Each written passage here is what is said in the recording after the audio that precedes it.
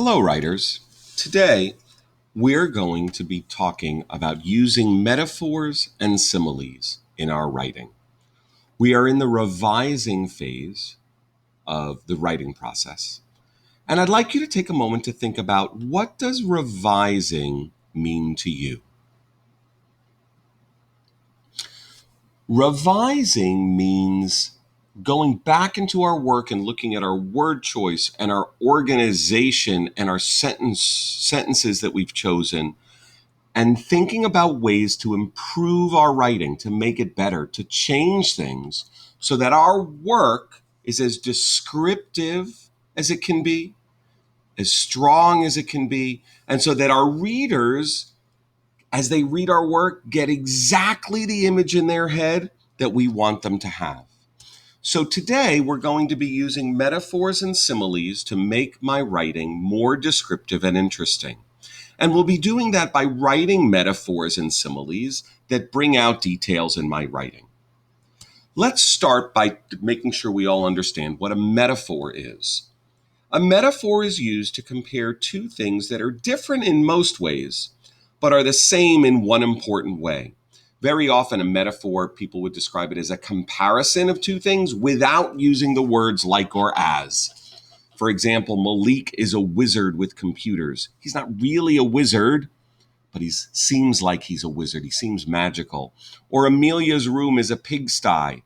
Well, pigs normally, they live in a sty and it's very messy and dirty. Amelia doesn't actually live in a pigsty, but by saying Amelia's room is a pigsty, we're implying that it's incredibly messy, like a pigsty. Or our dad is a bear in the morning. He's grumpy and he growls. So a metaphor states that one thing is something else. Unlike a simile, the words as and like are not used. And authors use metaphors to make their writing more interesting and descriptive. A simile is a comparison that uses the words like or as. So, for example, the ball streaked across the field like a meteor. If we picture a meteor, a flaming meteor going across the sky, that's the comparison that's being used for the soccer ball streaking across the field. So a metaphor is a comparison that doesn't use like or as. It just states that one thing is another. And a simile is a comparison that uses like or as. So let's take a look at what we need to do here today. So revision. As we revise portions of our writing, we need to ask ourselves, what do I want my reader to see or have a vision of? See, that word revision has vision in it. What do I want my reader to see or have a vision of as they read this part of my writing? Is there a more descriptive way that I can describe this feeling or actions, or this feeling or item? So we're going to really put on our reading lens and our writer's lens to improve our work. Now let's look at some examples. So our first examples come from the author Sandra Cisneros. We know her as the writer of 11. And so here's a passage that has several similes in it from the story 11. Because the way you grow old is kind of like an onion, or like the rings inside a tree trunk, or like my little wooden dolls that fit one inside the other, each year inside is the next one. That's how being 11 years old is. So she's comparing in this memoir, this narrative, this story about her own life, that being 11 is like an onion, or like the rings inside a tree trunk that nest inside one another, or these dolls that go inside one another. She goes on later and uses another simile. Only today I wish I didn't have only 11 years rattling inside me like pennies in a Band-Aid box. Then here's another passage. This is one of my favorite stories that she's written. It's a story called Papa Who Wakes Up Tired in the Dark. Your abuelito is dead, Papa says early one morning in my room. Está muerto. And then, as if he just heard the news himself, crumples like a coat and cries. My brave Papa cries. Did you get that image of a coat crumpling up, falling down on the ground? That's what her father does when he finds out, when he's telling her that her grandmother or his mother has died. I love that one. And then, as if he just heard the news himself, crumples like a coat and cries, "My brave papa cries." Let's take a look at some more. This is a great story by Lawrence Yep. When he was a young boy, in this memoir, there's a rat, and he and his father are going to find it and kill it. Okay. And a rat, if you're not familiar with what it is, it's like a giant mouse. Okay. So the story is called The Great Rat Hunt by Lawrence Yep. I rationalized the hunt by telling myself I was not murdering rabbits or deer, just a mean old rat, like a furry kind of cockroach. Now, cockroaches are much smaller than ants, but here, and most people think that cockroaches are really disgusting.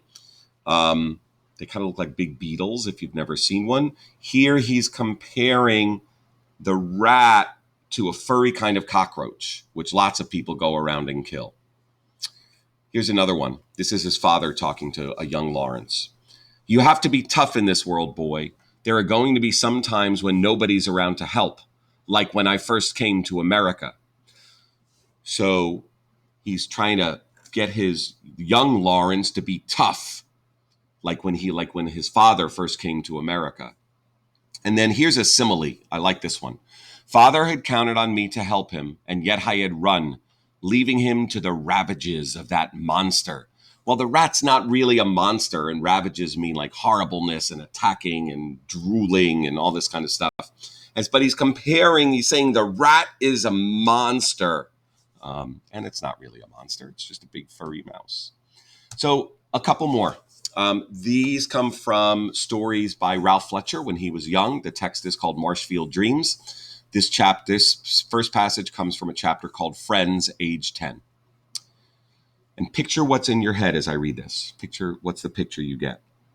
When Andy laughed, the whole world lit up, like the sun coming from behind a cloud. His black hair hung straight down, and he'd shake water out of it, like a wet dog after we went swimming. Did you picture the sun coming from behind a cloud and lighting up the sky? And when he reads, he'd shake water out of it like a wet dog after we went swimming, did you actually picture a dog shaking back and forth to get rid of the water? That's exactly the picture, the image that Ralph Fletcher wanted us to get in his head. And that's why he used those similes. Here's another one. Ralph, age 11, this comes from the sound in the wall. He and a friend are listening to a sound that they think they're hearing in the wall. She heard it. He's trying to hear it. She's helping him learn how to try and get him to hear it too. So the story goes, "She whispered into my ear, 'It helps if you close your eyes.' I tried that, and suddenly I did hear it. A low sound, steady yet ragged, almost like a cat's purr, but wilder, more insistent." As soon as he says, almost like a cat's purr, every single one of us reading this story and hearing those lines heard a cat's purr, and we understood exactly what he was hearing. And then he adds, but wilder, more insistent. So now it's your turn. I want you to go back and reread your draft. And I want you to find two different places, at least two different places, where you can use metaphors or similes to make your writing more descriptive. Remember that a metaphor suggests that two different things are the same thing. The rat is a ravenous monster, or life is a curly slide full of twists and turns. And a simile is a comparison that uses like or as. The ball streaked across the field like a meteor. Go do it, writers. We can't wait to see what you come up with.